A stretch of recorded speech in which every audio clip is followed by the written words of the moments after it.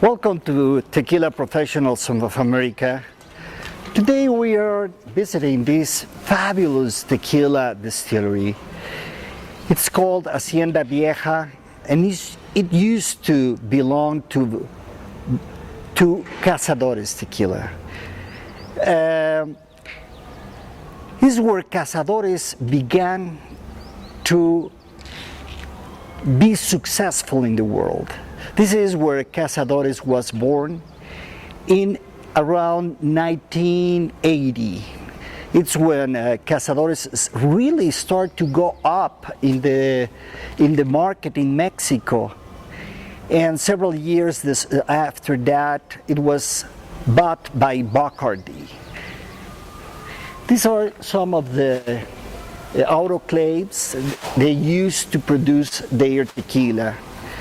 Right now the distillery is not working because the rains have extended its period, and agave is very hard to be pulled out from the country now.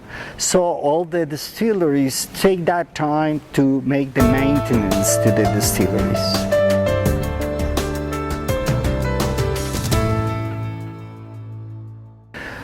We're in the Hacienda Vieja grinding process.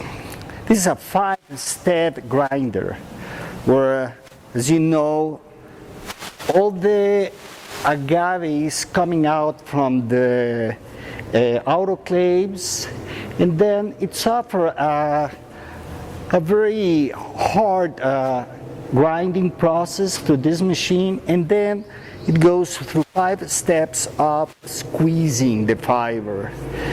This process is very efficient because it squeezes all the honeys of the agave. Here the fiber is washed with water, so it takes away all the honeys with the sugar, which fall down in some compartments over there, and then they are pumped to the fermentation tanks. We're here in the fermentation area. These 25,000 liters fermentation tanks holds all the must. We call it the live must because it's still alive, with all the bacteria. Well, it's not really bacteria, it's the yeast that is fed into the tanks. So they start to eat the sugar, and then they produce alcohol plus CO2 plus heat that goes into the atmosphere. But this is where they produce, practically this is where the future alcohol that is going to be distilled is produced. They were saying us that they use wine yeast. They do not cultivate their own yeast. They just buy it from Europe, they were saying, and then feed it into the tanks and proceed to the fermentation process that takes about 7 days to proceed. This is the part where distillation takes place. All these tanks that you see over here, everything is to the distillation process. The first step for distillation is what we call the destrozado, is the first distillation. There is not an exact word in English that defines the destrozador. We will call it the breaker. The breaker is the first distillation. So the tequila, once fermented, we pump all that liquid with we call the dead must. Why dead? Because the yeast has already eaten all the sugar from the must, and the yeast is already dead. Most of it is totally dead. So it's fed into these tanks. We called it alembics, but this particular alembic is for the first distillation, or destrozador. In English, I would call it breaker.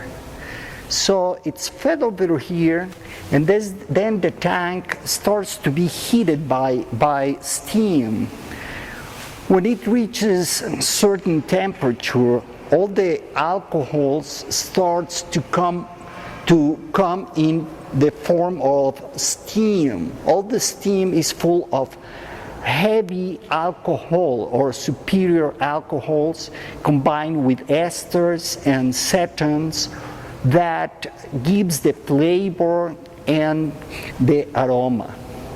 So all this steam goes through those pipes and comes into this other tank that is surrounded by coils that carry cold water. This cold water, when the steam touches this cold water or these cold coils, then the steam becomes liquid again, and then is received into, first of all, this tank where we get the heads of the tequila. What are the heads? The heads is where superior, as I said, superior alcohols, cetans, and not edible liquids come into it. After that, it comes the heart. The heart is received in this tank, and the heart is what we will take to a second distillation to obtain the real tequila.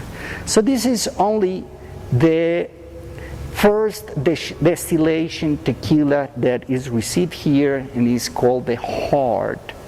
And then the last part of it, which comes with water, some dirty water, and several other stuff that we don't want it into our tequila, is received here, and it's called the cola.